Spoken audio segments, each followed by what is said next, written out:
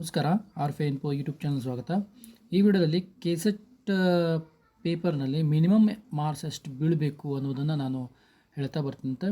But ಇಲ್ಲಿ ನಮ್ಮಲ್ಲಿ KSET ನೆಟ್ಟಲ್ಲಿ ಏನಾಗುತ್ತೆ, ಮಿನಿಮಮ್ ಮಾರ್ಕ್ಸ್ ತೊಗೊಂಡು ಪಾಸಾಗಿ ನೆಕ್ಸ್ಟು 6% ಕ್ರೈಟೇರಿಯಾದಲ್ಲಿ ಎಲಿಜಿಬಿಲಿಟಿ ಪಡ್ಕೋಬೇಕಾಗುತ್ತೆ.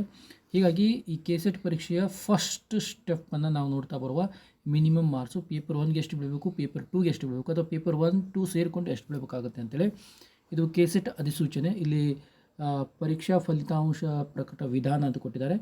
ನೀವು ನೋಡ್ಬೋದು ಇಲ್ಲಿ ಕೆಸೆಟ್ ಪರೀಕ್ಷೆಯಲ್ಲಿ ಅರ್ಹತೆ ಪಡೆಯಲು ಫಲಿತಾಂಶ ನಿಯಂತ್ರಣ ಹಂತಗಳನ್ನು ನೀಡಲಾಗಿದೆ.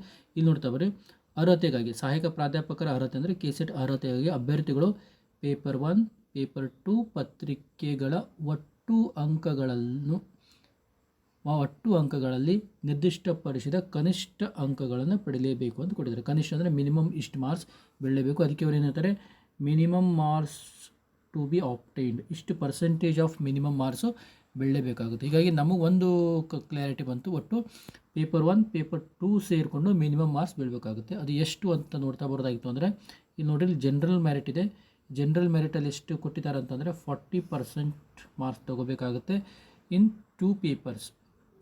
ಓಕೆ, 2 ಪೇಪರ್ ಸೇರಿಕೊಂಡು 40% ಮಾಡಲೇಬೇಕು. ಹಾಗಾದರೆ 2 ಪೇಪರ್ ಸೇರಿಕೊಂಡು 40% ಅಂದರೆ ನಮಗೆ ಗೊತ್ತಿರುವ ಹಾಗೆ ಟೋಟಲಿ 300 ಮಾರ್ಕ್ಸಿನ ಪೇಪರ್ ಬರೆದಿದ್ರೆ 100 ಫಸ್ಟ್ ಪೇಪರು, 100 ಮಾರ್ಕ್ಸಿನ ಫಸ್ಟ್ ಪೇಪರು, 200 ಮಾರ್ಕ್ಸಿನ ಸೆಕೆಂಡ್ ಪೇಪರ್. ಅದನ್ನು 40% ಅಂದರೆ 412, ಅದನ್ನು 120 ಮಾರ್ಕ್ಸನ್ನು ಜನರಲ್ ಮೆರಿಟ್ ಅವರು ತೊಗೊಳ್ಳೇಬೇಕು. 119 ಬಿತ್ತು ಅಂತಂದರೆ ನೀವು ಕೆಸೆಟ್ಗೆ ಎಲಿಜಿಬಲ್ ಆಗೋದಿಲ್ಲ, ಕೆಸೆಟ್ ಮಿನಿಮಮ್ ಮಾರ್ಕ್ಸಿಗೆ ಎಲಿಜಿಬಲ್ ಆಗೋದಿಲ್ಲ. ಹೀಗಾಗಿ 120 ಮಾರ್ಕ್ಸ್ ಕಂಪಲ್ಸರಿ ಬೀಳಬೇಕು. ಇದು ಎಲ್ಲಿ 120 ಮಾರ್ಕ್ಸ್ ಬೀಳಬೇಕು ಅಂತ ಬಂತು ಅಂತಂದರೆ, 2 ಪೇಪರ್ ಸೇರಿಕೊಂಡು ಪೇಪರ್ 1 ಪೇಪರ್ ಪ್ಲಸ್ ಪೇಪರ್ 2 ಇದರಲ್ಲಿ ಎಷ್ಟೇ ತೊಗೊಳ್ಳಿ ನೀವು. ಪೇಪರ್ 1ರಲ್ಲಿ ನೀವು ಬೇಕಾದರೆ 1 ಮಾರ್ಕ್ಸ್ ತೊಗೊಳ್ಳಿ, ಪೇಪರ್ 2ದಲ್ಲಿ 119 ಮಾರ್ಕ್ಸ್ ತೊಗೋಬೇಕು.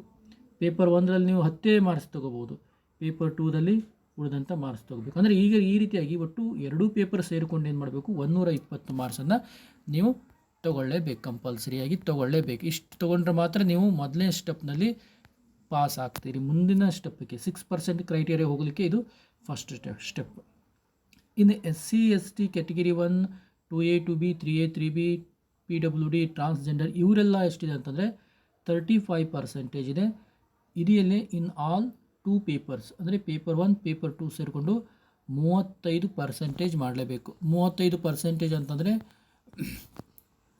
ಎಷ್ಟಾಗುತ್ತೆ ಅಂತಂದರೆ 3 90 105. ಓಕೆ, ಇವರೇನು ಮಾಡಬೇಕಾಗುತ್ತೆ, 105 ಅಂಕಗಳನ್ನು ಪಡಿಲೇಬೇಕು. SC ST ದವರು 105. ಇದು ಎಲ್ಲಿ 105 ಅಂದರೆ ಪೇಪರ್ 1 ಪ್ಲಸ್ ಪೇಪರ್ 2 ಸೇರಿಕೊಂಡು. ಓಕೆ, ನೀವು ಪೇಪರ್ 1ರಲ್ಲಿ ಎಷ್ಟೇ ಪಡ್ರಿ, ಪೇಪರ್ 2ದಲ್ಲಿ ಎಷ್ಟೇ ಪಡ್ರಿ, ಎರಡೂ ಸೇರಿ 105 ಮಾರ್ಕ್ಸ್ ಆಗಬೇಕು.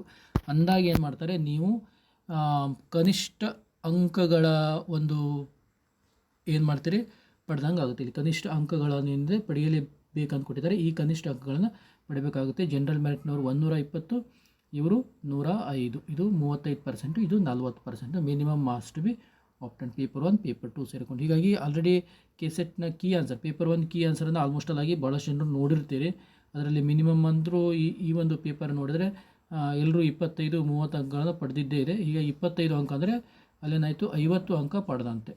ಇನ್ನೂ ಏನಿದೆ, ಉಳಿದಂತೆ 70 ಅಂಕಗಳು, ಜನರಲ್ ಮೆರಿಟ್ನವರು 70 ಅಂಕಗಳನ್ನು ನೀವು ಪೇಪರ್ 2ದಲ್ಲಿ ತೊಗೋಬೇಕು. ಉಳಿದಂತೆ ಇವ್ರು ಯಾರಿದೆ, ಕ್ಯಾಟಗಿರಿ SC ST ಕ್ಯಾಟಗಿರಿ 1ದವರು ಒಂದು 55 ಅಂಕಗಳನ್ನು ನೀವು ಪೇಪರ್ 2ದಲ್ಲಿ ಪಡ್ಕೊಂಡ್ರೆ ನೀವು ಪಾಸ್ ಆದಂತೆ. ಬಟ್ ಇದು ಅವಾರ್ಡ್ ಮಾಡಲಿಕ್ಕೆ ಅವಕಾಶವಿಲ್ಲ. ಜಸ್ಟ್ ಕನಿಷ್ಠ ಅಂಕಗಳನ್ನು ಇಷ್ಟು ನೀವು ಪಡಿಲೇಬೇಕು. ಇಷ್ಟು ಕನಿಷ್ಠ ಅಂಕಗಳನ್ನು ನೀವೇನು ಮಾಡಬೇಕಾಗುತ್ತೆ, ಪಡಿಲೇಬೇಕಾಗುತ್ತೆ. ಈ ಕನಿಷ್ಠ ಅಂಕಗಳನ್ನು ಪಡೆದ ನಂತರ ಅವರೇನು ಮಾಡ್ತಾರೆ, ಒಟ್ಟಾರೆಯಾಗಿ ಪಾಸ್ ಆದಂಥ ಅಭ್ಯರ್ಥಿಗಳಲ್ಲಿ 6% ಕ್ರೈಟೇರಿಯಾದ ಕುರಿತು ಕ್ಯಾಲ್ಕುಲೇಷನ್ ಮಾಡ್ತಾರೆ. ಈ 6% ಕ್ರೈಟೇರಿಯಾದಲ್ಲಿ ಯಾವ ರೀತಿಯಾಗಿ ಕ್ಯಾಲ್ಕುಲೇಷನ್ ಮಾಡ್ತಾರೆ ಅಂತೇಳಿ ನಾನು ಮುಂದಿನ ವೀಡಿಯೋದಲ್ಲಿ ತಮಗೆ ತಿಳಿಸ್ತಾ ಬರ್ತೇನೆ. Okay, thank you.